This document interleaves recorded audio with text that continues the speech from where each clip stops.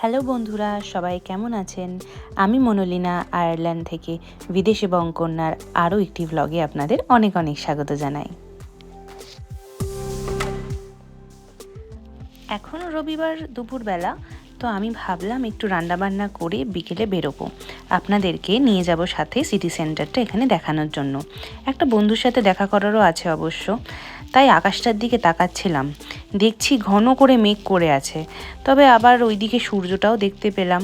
হয়তো বৃষ্টি সেরকম হবে না, ফোরকাস্টিংয়েও নেই। আর দেখুন আমার গাছে কি সুন্দর শশা ধরেছে, তবে শশার গায়ে এত কাটা কেন আমি জানি না। এটাকে অবশ্য আমি পেরে খেয়ে নিয়েছি এতক্ষণে, খেতে বেশ ভালোই ছিল, বেশ কচি মিষ্টি মিষ্টি স্বাদের। আর এইদিকে কত লঙ্কা ধরেছে আমার গাছে।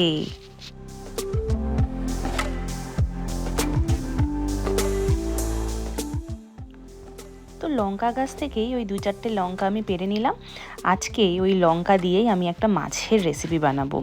রুই মাছটা যে এনেছিলাম তার ওই 4-5 পিস আর বেঁচেছিল, তো সেটা দিয়েই সাবিকি রুই বলে একটা আইটেম আমি কিছুদিন আগে ইন্টারনেটে দেখেছি, সেটাই এখন বানাবো। তো আমরা রুই মাছের কালিয়াটা যেভাবে বানাই অনেকটা ঠিক সেরকমভাবেই কষিয়ে কষিয়ে মশলাটা রান্না করতে হবে। আলাদা যেটা, আমরা এখানে দইয়ের পরিবর্তে কাজু আর নারকেল বাটা কিছুটা দিয়ে থাকি। তো প্রথমেই রুই মাছটাকে নুন হলুদ ভালো করে মাখিয়ে নিয়েছি। এরপরে অল্প তেলে হালকা আঁচে একটু ভেজে নেব, বেশি কড়া করে ভাজার দরকার নেই। এরপর বেশি কিছু আর করার নেই, ওই কাজু বাদাম আর নারকেল বাটাটা একসাথে বেটে নেব। এরপরে সরু সরু করে পেঁয়াজ কেটে আদা রসুন আর কাঁচা লঙ্কা একটু থেতো করে নেব, আর ক্যাশারে টমেটোটাকে ঘষে নেব।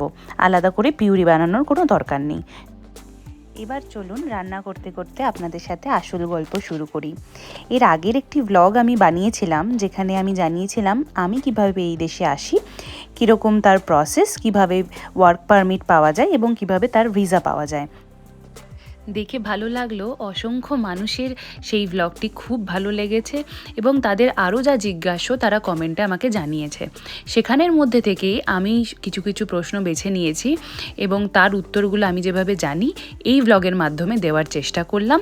সব প্রশ্নের উত্তর আমার কাছে সত্যি বলতে নেই, বা অতটা ইনফরমেশন আমি হয়তো এখনও নিয়ে উঠতে পারিনি, তাই আগেই আমি ক্ষমা চেয়ে নিলাম সেটার জন্য। যদি আরও কিছু প্রশ্নের উত্তর আমি না দিয়ে থাকি, তাহলে নিশ্চয়ই আমাকে এই ব্লগটি দেখার পরে কমেন্ট বক্সে কমেন্ট করে জানাবেন।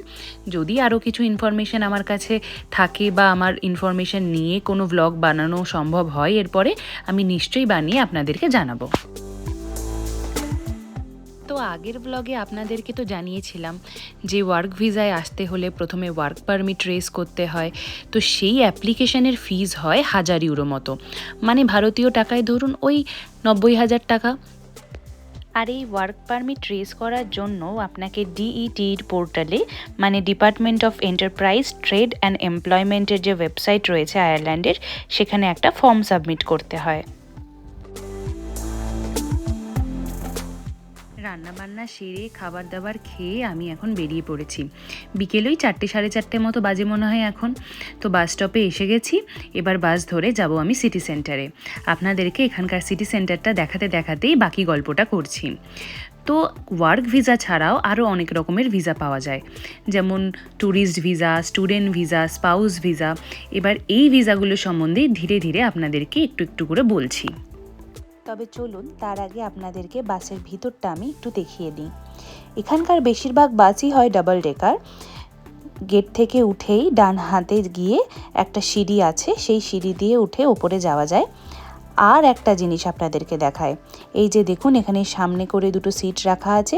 এই সিটগুলো হচ্ছে কোনো মা যদি প্র্যামে করে তার বাচ্চাকে নিয়ে আসে, বা এরকম যদি কোনো কেয়ারার, কোনো স্পেশালি এবল চাইল্ড বা কোনো মানুষকে নিয়ে এরকমভাবে আসে বাসে, তখন তারা সেখানে বসতে পারে সেই হুইল চেয়ারটাকে সামনে নিয়ে। পৌঁছে গেছি আমি সিটি সেন্টার। চলুন এবার হাঁটতে হাঁটতে আপনাদেরকে বাকি গল্পটা করা যাক।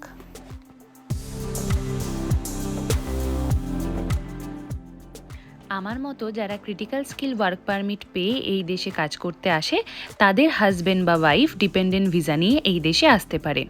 এখানে ভিসাকে আসলে ভিসা না বলে স্ট্যাম্প বলে। যেমন ক্রিটিক্যাল স্কিল ভিসা মানে স্ট্যাম্প 1, আর সেটার স্পাউস যে ডিপেন্ডেন্ট ভিসাতে আসে সেটাকে বলে স্ট্যাম্প 1G। আর একটা ভালো ব্যাপার হলো এই 1G ভিসা নিয়ে এলে আপনার স্পাউসও এই দেশে এসে যে কোনো চাকরি করতে পারবে। তার জন্য তাকে আলাদা করে ওয়ার্ক পারমিট রেজ করতে লাগবে না। যতদিন আপনি এই দেশে কাজ করার সুযোগ পাবেন আপনার স্পাউসও ততদিন এই দেশে কাজ করার সুযোগ পাবে। তবে যারা জেনারেল স্কিল ওয়ার্ক পারমিট পায় তাদের যে ভিসাটা হয় সেটাও কিন্তু স্ট্যাম্প 1। তবে সেই ক্ষেত্রে তাদের যে ডিপেন্ডেন্ট হয় মানে স্পাউস ভিসা যেটা হয় তারা কিন্তু এই দেশের ওয়ার্ক পারমিটটা পায় না। কাজের ভাগ অনুযায়ী এখানে জেনারেল স্কিল বা ক্রিটিক্যাল স্কিল ওয়ার্ক পারমিট কিন্তু পাওয়া যায়। কোন কাজের জন্য কোন ওয়ার্ক পারমিট পাওয়া যায় সেটি আমি আগের একটি ভ্লগে আপনাদেরকে জানিয়েছি, যেটায় আপনারা অনেক ভালোবাসা দিয়েছেন। যদি কেউ না দেখে থাকেন নিশ্চয়ই সেই ভ্লগটি দেখবেন। তবে এ তো আপনাদেরকে আমি শুরুতেই বললাম যে ওয়ার্ক ভিসা নিয়ে এখানে আসা এখন একটু মুশকিল হয়ে গেছে। কোম্পানিগুলো অত ঝুঁকি পোহাতে চায় না বলে খুব একটা স্পন্সরশিপ দিতে চায় না।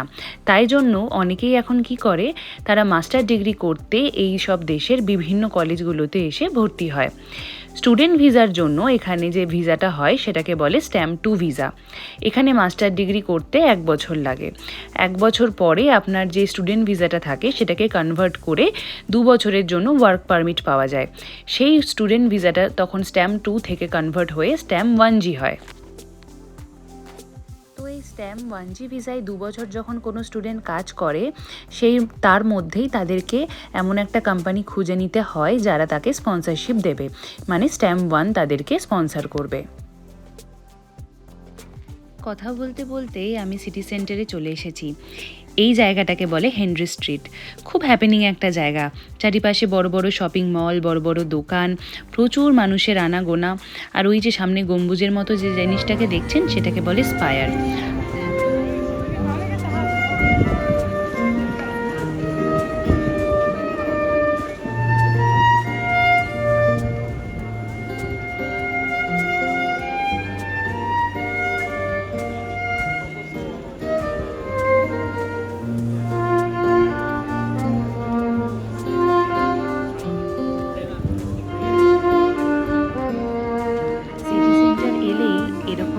সবসময় কিছু না কিছু চোখে পড়ে।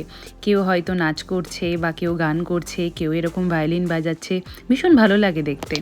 আর যে বন্ধুর সাথে এখানে দেখা করতে এসেছি সে জানালো এখানকার একটা মেডিকেল স্টোরে নাকি অনেক সেল দিচ্ছে। গিয়ে দেখি দোকানটা কিছুদিনেই উঠে যাবে, সেই কারণেই তারা তাদের সমস্ত স্টক ক্লিয়ার করে দিচ্ছে অনেক অনেক সেল দিয়ে। আমার 2টো ভিটামিন D3 ট্যাবলেটের কৌটো কেনার ছিল, সেটাই কিনলাম, অনেকটা কম দামে পেলাম। চলুন এবার আর একটা মজার জিনিস আপনাদেরকে দেখায়। অনেক ফ্রিকশন মুভিতে পোর্টালের কনসেপ্ট তো আমরা দেখেছি, মানে ধরুন একটা জায়গা থেকে হঠাৎ করে একটা অন্য জায়গায়, বা একটা কোনো দেশ থেকে অন্য জায়গায়, বা একটা কোনো টাইম জোন থেকে আর একটা কোনো টাইম জোনে আমরা পৌঁছে যেতে পারি কোনো একটা পোর্টাল মারফত। তো এইখানে রয়েছে Dublin two new York portal. তো নিউ ইয়র্ক আর ডাবলিনের মধ্যে সময়ের ফারাক হচ্ছে 5 ঘন্টার। এই যে এরকম গোলাকৃতি বড় একটা আয়নার মতো জিনিস দেখতে পাচ্ছেন, ওপাশে কিন্তু এটা আয়নার প্রতিচ্ছবি নয়। ওই পাশ থেকে আমরা যাদেরকে দেখছি তারা কিন্তু আসলে নিউ ইয়র্কে দাঁড়িয়ে আছে এখন। তো আপনি এই পোর্টালের সামনে দাঁড়িয়ে পৃথিবীর এক প্রান্ত থেকে পৃথিবীর অপর প্রান্তে, যেখানে ডিফারেন্ট টাইম জোন, ডিফারেন্ট মানুষজন আছে, তাদেরকে সরাসরি দেখতে পাবেন। ভিডিও কলের যুগে আমরা একে অপরকে সরাসরি এখন নিজেদের ফোন থেকে দেখতে পাই বই কি, তবে এইটা একটা রয়েছে, মানুষজন রাস্তায় পথে চলতি ঘাটে হঠাৎ করে দাঁড়িয়ে অপর প্রান্তের কিছু অপরিচিত মানুষকে দেখে খুশি হয়, হাত নাড়ায়, হাই হ্যালো বলে, এটাই একটা মজা, আর কিছুই না। ও কথা বলতে বলতে ভিসার কথাটা তো আর শেষ করাই হলো না।